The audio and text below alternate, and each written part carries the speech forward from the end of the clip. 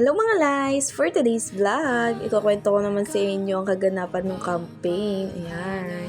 Hindi man tayo pinalo-donalo maging SK Councilor, ayos lang yon dahil baka hindi talaga para sa akin ang pagiging SK Councilor.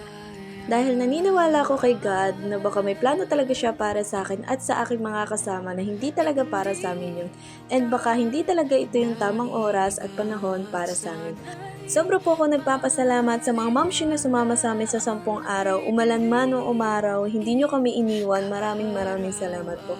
At sa aking mama, maraming salamat po dahil ikaw po yung kasama ko sa campaign, umalan man o umaraw, hindi niyo po ako iniwan. At sobra din po ako nagpapasalamat sa papa ko dahil sinusuportahan din niyo po ako kahit hindi po siya nakasama dahil nga po siya ay isang tanod at hindi siya pwedeng sumama sa amin. And sa mga pamilya ko, sa mga friends ko na sumusuporta at nagtitiwala sa amin, maraming salamat po. At sa aking mga kasamang mga poging SK, ayan o, nakikita niyo naman kung gaano nga naman sila pagod na talaga nung oras na yan dahil ilang tarpaulin ba naman ang kanilang pinupukpok, pero alam ko sa kanila masaya sila dahil kahit gano'n na naging resulta, may dalawa naman nakapasok sa amin, si Lemar at si Andre, kaya okay lang yon. At sa mga trophy pits natin dyan, thank you sa pagkabit ng mga tarpaulin. Alam ko, hindi ko na kayo may isa-isa, pero alam niyo sa sarili niyo kung sino na kayo at alam niyo sa sarili niyo kung gaano ko kayo pinapasalamatan. Kaya maraming salamat sa inyo.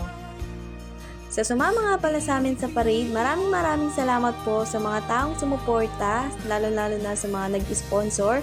Maraming salamat po. God bless you all po.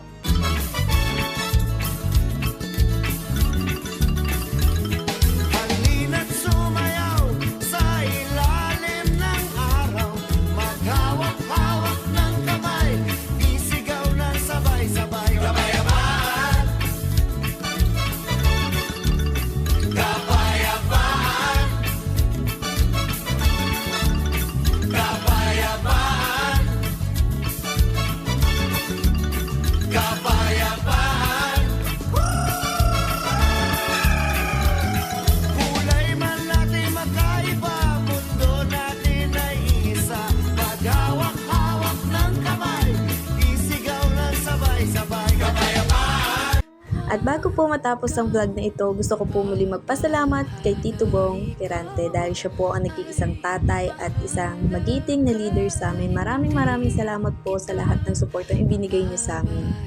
Congrats mga SK, naway magsilbi kayong liwanag sa dilim at isang boses naming mga kabataan at naniniwala ko sa inyong kakayahan at nandito lang kami para sumuporta sa inyo. And alam ko yung mga pagod at effort na binigay nyo sa araw-araw ng campaign, kaya alam kong deserving nyo din yung posisyon nyo. Muli po, ako po si Ate Lysel, ipagpapatuloy ko pa rin po ang aking mga adhikain para sa mga kabataan ng Barangay Barandal.